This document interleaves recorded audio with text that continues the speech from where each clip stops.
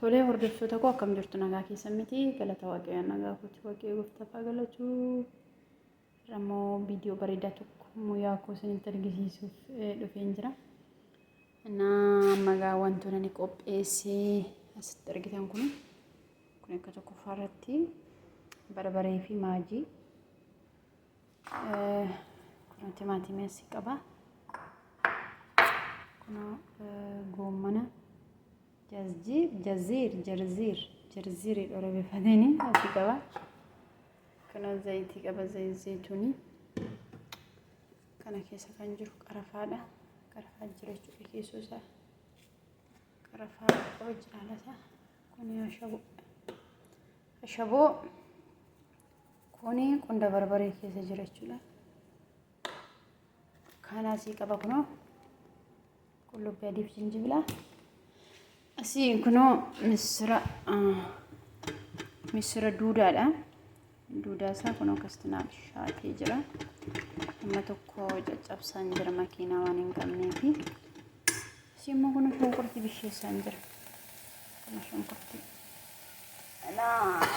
ولا ما نلالا وانا نجد وكأي مياكو سنين جديرا كنو كمان كتير شنكرتي بشي سانجرا شنكرتي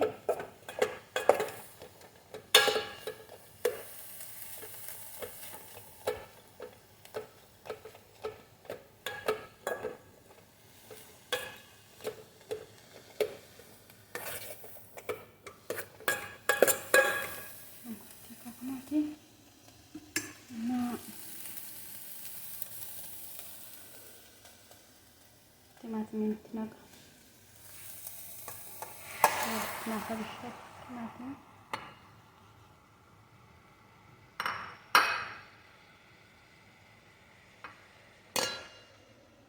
عجائبا سنترقسي سجرة لا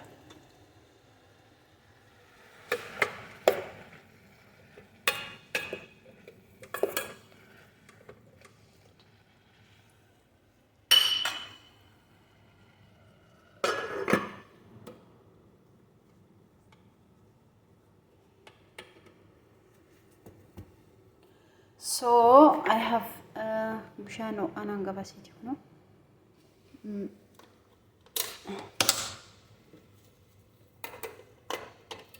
bishano ayagit barbach sante bishano si isa chanjira kuno banena mana mada stigaru kana bishesu sirritti caccabsuun qabdu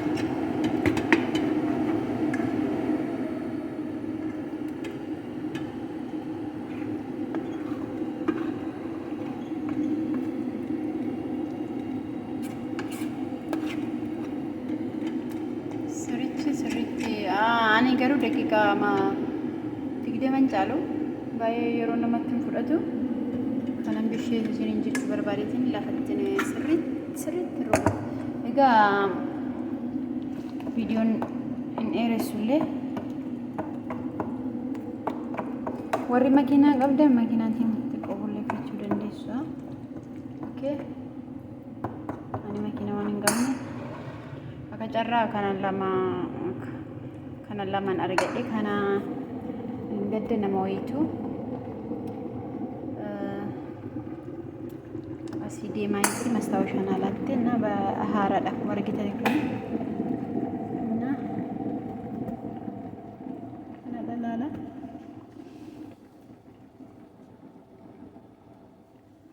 hatta wanti saree haaraadha isinii dhufu kuni kuukeriin kun maal hojjeta beektu tokkoffaa jechuun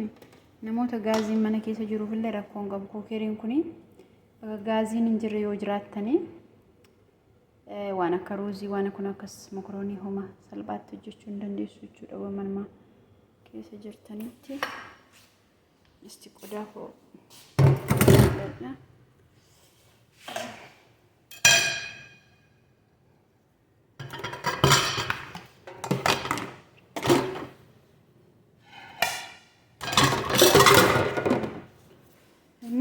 gabaabamatti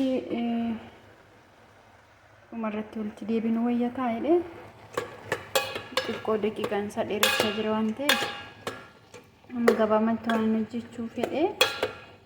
shorbaa jechuudha. Shorbaa wuxxeetii isaa dhumarratti isinitti hima xiqqoo sa'aatiin isaa dheerachuu nafu jechuudha.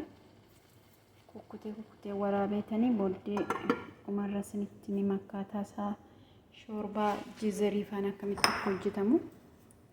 Innaa shorbaa tokkoffaa akkan hojjedhu isinillee ofii keessanillee ta'uu baatu madaamota keessaniif hojjetan baay'ee hin jaallatusi. Baay'ee fudhatama akka qabu abdiin qabachuudha. Kanadha baay'ee waan isin barbaachisu hin jiru. Kunoo qaaraa kanadha wanti itti godhamu. Xiqqoo mashii baay'ee akka hin gubneef barbaree gogaa isaa xiqqoo gogaa kan ta'e dhedheeraa isaas ta'e gabaabaa akka kana naannoo fireeshaan jaan tokkotti dabalattu baay'eetu hin taane jechuudha. Waan akkasiiti isaa booddee qallaaliimatti shorbaa namatti tolu yeroo kamiyyuu maksasa irrattis ta'ee irbaata irrattis ta'ee ganama qursa irratti ta'ee baay'ee barbaachisaa kan ta'e hin hojjettu jechuudha. Kana fakkaata hordoftoota koo dhuma isaa immoo isin waraaba sheer godhaa ijoollee kee guyyaa kana barachuu barbaadanii fi eebbifama.